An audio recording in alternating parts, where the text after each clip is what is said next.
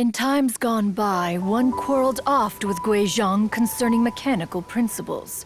We each had our ideals, and neither would yield. Under the pretext of a social gathering, one invited the impartial Rex Lapis to judge the quality of our creations. But Rex Lapis declared that Guizhong's obscuro Vulpus mechanism was superior. Though one was too proud to acknowledge it, in one's heart, one knew that Guizhong was indeed the superior talent in the mechanical arts. As for the story between Guizhong and Streetward Rambler, that begins with a certain bell.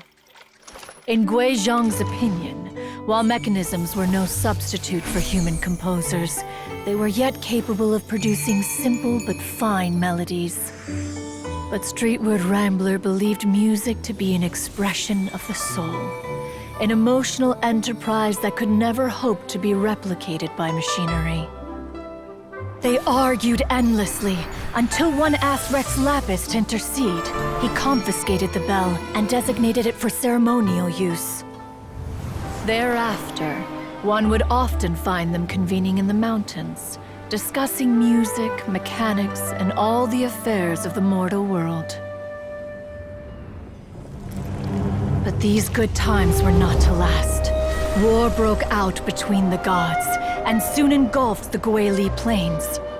Guizhong was overpowered by the enemy, and fell in battle. When Streetwood Rambler and I arrived at the scene at long last, all that remained among the ruins was her lifeless body.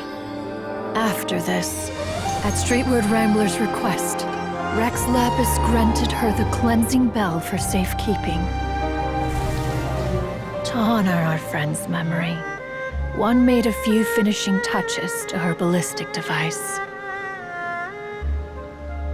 Many lantern rites have passed since then.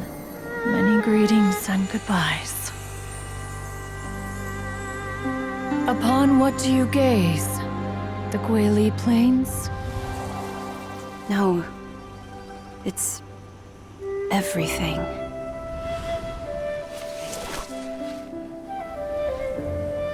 We think of human life as like a lantern that's lit one minute and extinguished the next.